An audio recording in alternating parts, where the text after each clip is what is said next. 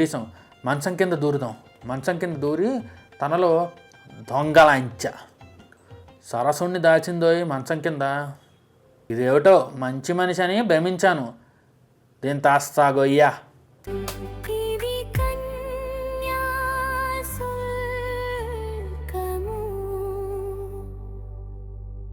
వ్యాసం ఇతిహాసం ప్రేక్షకులకు స్వాగతం. మరి ఆ తలుపు తట్టింది ఎవరు, వచ్చింది ఎవరో, రామపంతుల పరిస్థితి ఏమైందో ఈ ఎపిసోడ్లో చూసేద్దాం. గిరీశం తెల్లబోయి తలుపు తీయద్దు తీయద్దు, ఆ పిలిచే మనిషి వెర్రిముండ, మనుషుల్ని కరుస్తుంది. మధురవాణి తలుపు తీసే ఉంది. గిరీశం చెంగున వెళ్ళి గడి వేసేయి. మధురవాణి అదుగో తలుపు తోసుకు వస్తుంది. గిరీశం గంటెయ్యి గంటెయ్యి.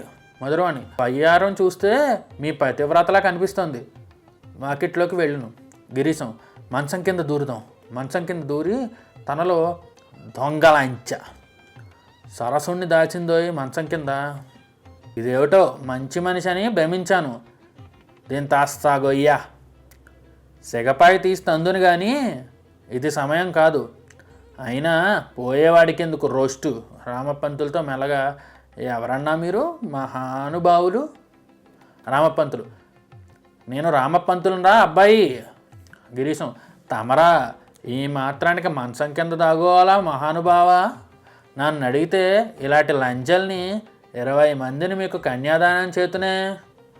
రామపంతులు తనలో బతికాన్రా దేవుడా.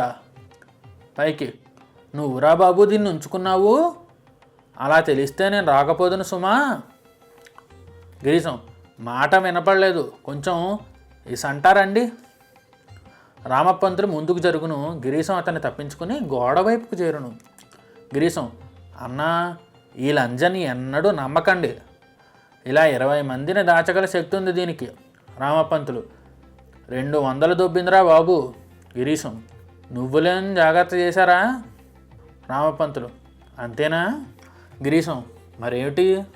సో వచ్చిన పూటకోళ్ళమ్మ గిరీశాన్ని పట్టుకుందా?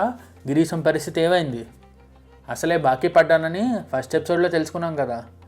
సరే ఏం జరిగిందో నెక్స్ట్ ఎపిసోడ్లో చూసేద్దాం. అంతవరకు సబ్స్క్రైబ్ చేసుకుని రెడీగా ఉండండి.